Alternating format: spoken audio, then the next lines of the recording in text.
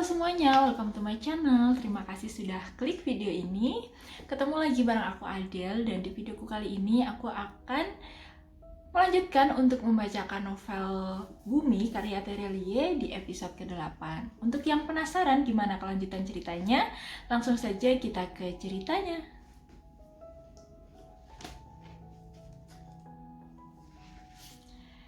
Episode 8. Papa baru pulang lewat pukul 10. Aku yang belum tidur, meski sudah mematikan lampu sejak tadi, bergegas turun saat mendengar mobil memasuki garasi. Aku menempelkan kedua telapak tangan ke wajah, mengintip dari selap jemari, berdiri di anak tangga. "Papa minta maaf, Ma." Suara Papa terdengar lelah, menyeka rambut di dahi. Hari ini di pabrik kacau sekali. Tadi pagi Papa buru-buru berangkat ke kantor karena jadwal pengoperasian mesin yang dibeli 6 bulan lalu itu ternyata dimajukan hari ini. Pemilik perusahaan mengajak beberapa manajer senior ke pabrik melihat seberapa baik mesin itu bekerja. Papa menghembuskan napas, menghempaskan tubuh di sofa, melepas sepatu. Setengah jam pertama, mesin itu sepertinya tidak bermasalah, bahkan sangat prima.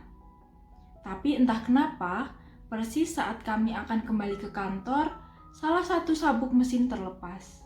Itu mesin pencacah raksasa, terbayang saat sabuk dengan lebar setengah meter, panjang 30 meter, terlempar begitu saja ke udara.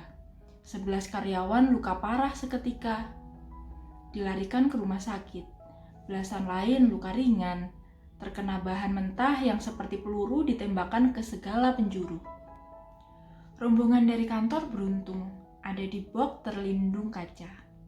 Hanya dindingnya yang retak. Tapi tidak ada yang meninggal kan? Mama bertanya prihatin, membantu membereskan sepatu dan kaos kaki Papa. Papa menggeleng. Tetap saja itu kecelakaan paling serius yang pernah terjadi. Operasional pabrik terpaksa dihentikan hingga mesin itu diperbaiki. Kemungkinan hingga seminggu ke depan. Dan itu otomatis berarti Papa harus berangkat pagi pulang malam seminggu ke depan. Semua ini benar-benar seperti di luar akal sehat. Itu mesin baru. Teknisi bule yang memasangnya bahkan masih ada di pabrik. Sabuk setebal itu putus begitu saja, seperti ada yang memotongnya dengan benda tajam. Mama tidak berkomentar lagi, hanya tatapan matanya yang lembut seolah berkata sebaiknya Papa mandi dulu, makan malam, istirahat, semua masalah pasti bisa diselesaikan. Belum lagi pemilik perusahaan marah-marah, dan Papalah yang paling kena batunya. Papa yang menyarankan membeli mesin itu, memeriksa spesifikasinya, memilih vendornya. Dia bahkan berteriak-teriak mengancam akan memecat siapa saja yang tidak becus. Hari ini melelahkan sekali, mengurus buruh yang terluka, juga mengurus bos besar yang mengamuk. Papa minta maaf lupa menelepon. Ponsel Papa ketinggalan di kantor. Tidak tahu kalau Ra dan Mama sudah menelepon berkali-kali, cemas menunggu makan malam bersama. Papa menyisir rambutnya dengan jemari, menatap Mama, merasa bersalah. Mama tersenyum anggun. Ya sudah, sekarang Papa cepat mandi, pasti jadi lebih segar. Aku yang mengintip dari balik jari tengah dan telunjuk di anak tangga menghela napas. Kalau sudah begini, pasti urusan di kantor besok-besok akan tambah rumit. Kalau sudah begini, siapa pula yang sedang berusaha menenangkan hati pemilik perusahaan dengan konser musik?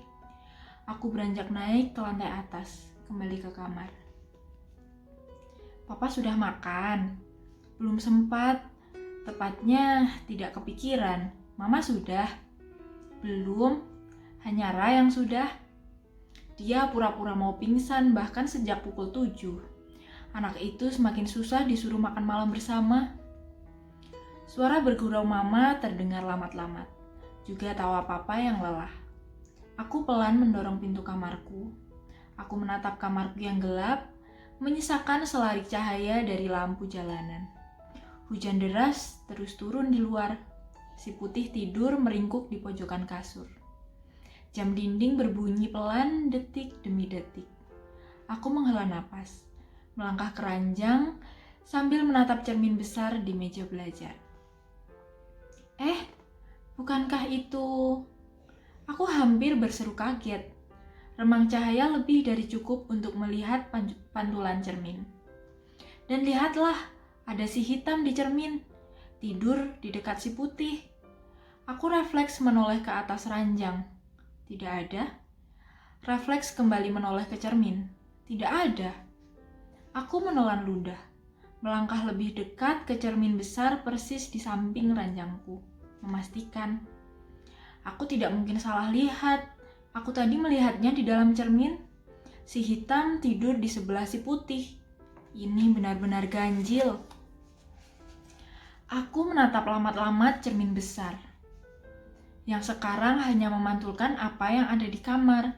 Hanya ada si Putih dan aku, yang merapikan rambut panjangku sambil menatap sekitar dengan bingung. Ini bukan hari terbaikku. Tadi pagi aku dihukumi keriting, menunggu di lorong kelas selama pelajarannya, bertengkar dengan Ali. Siangnya sepulang sekolah, kucingku hilang satu. Malam ini, baru saja aku tahu papa punya masalah di kantor.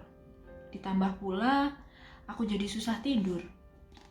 Aku sudah berbaring, menutup tubuh dengan selimut, memeluk guling, tapi aku hanya menatap cermin di kamar. Aku mematut-matut, meletakkan tangan di wajah, menghilang, lantas mengintip dari sela jari. Menatap cermin besar itu berharap melihat sesuatu. Tidak ada si hitam di sana. Suara hujan deras memenuhi langit-langit kamar. Kelebat petir terlihat dari balik tirai jendela. Guntur menggelegar.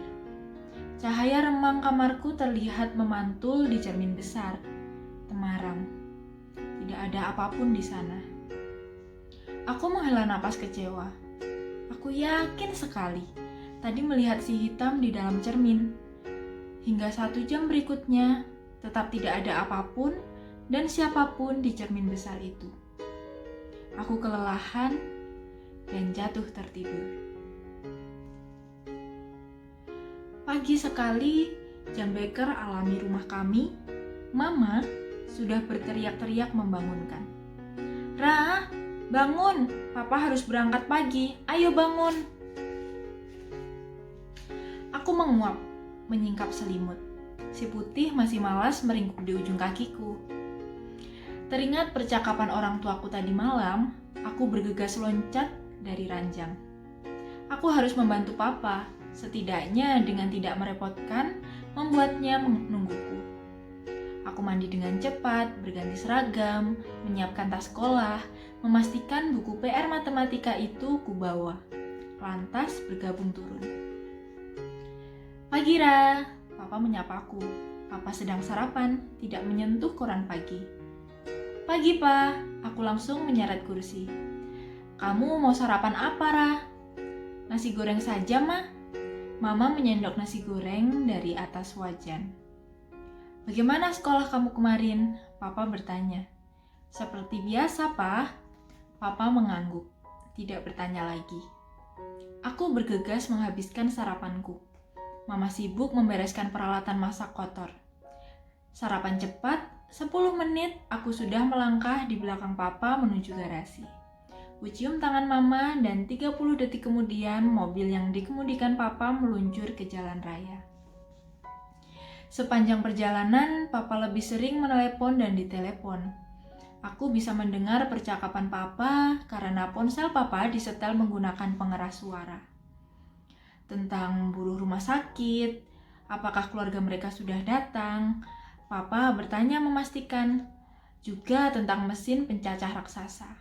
Tadi malam, teknisi bule itu pulang jam berapa? Papa mengangguk mendengar jawabannya. Aku menatap keluar jendela, tidak terlalu tertarik menguping pembicaraan. "Pagi ini cerah," Wajah-wajah sibuk menyambut pagi disiram cahaya lembut matahari. Langit terlihat bersih. Hanya sisa air hujan di ujung atap rumah, halte, pepohonan, juga genangan kecil di jalan. Bagaimana mesin cuci Mama? Oke bukan? Aku menoleh ke depan.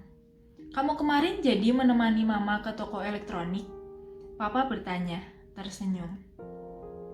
Oh, jadi Pak. Tapi Mama cuma beli model dan merek yang sama persis dengan yang lama kok.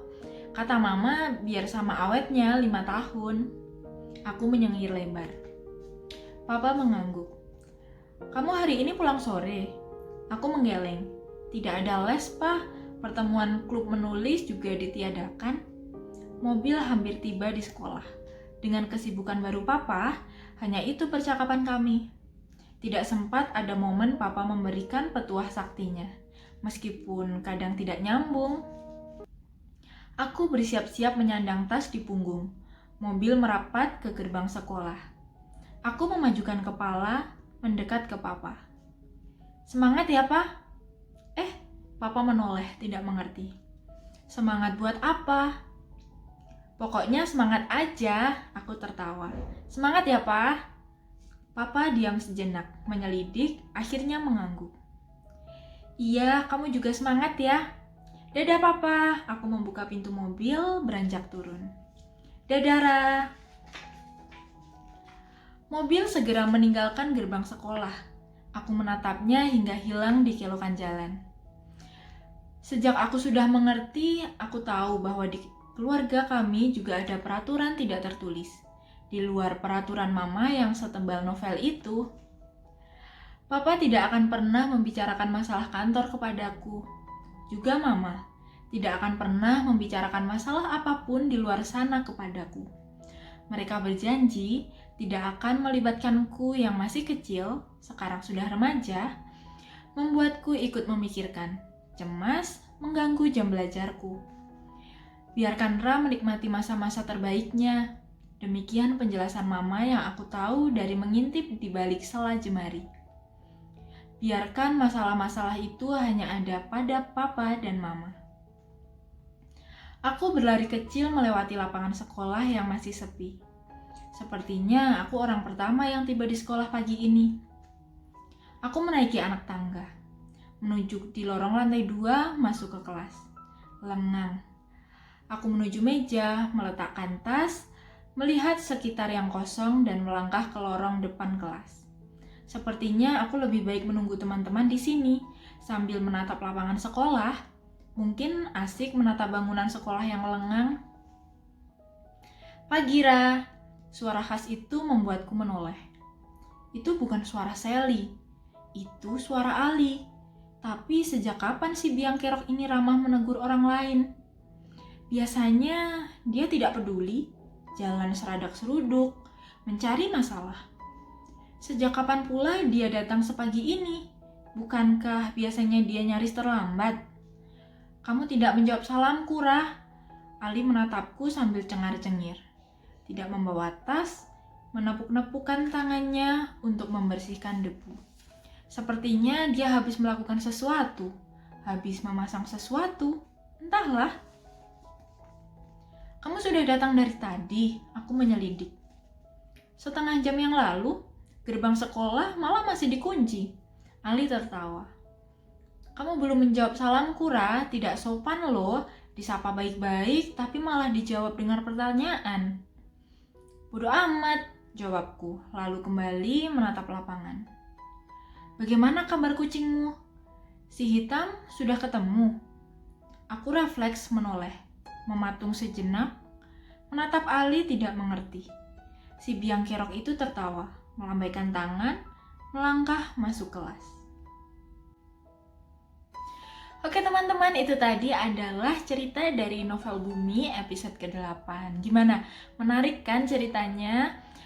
Terima kasih untuk kalian yang sudah menonton video ini hingga akhir. Jangan lupa untuk klik tombol subscribe dan loncengnya agar mendapatkan notifikasi setiap kali aku upload video baru.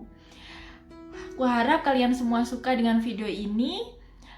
See you and happy reading!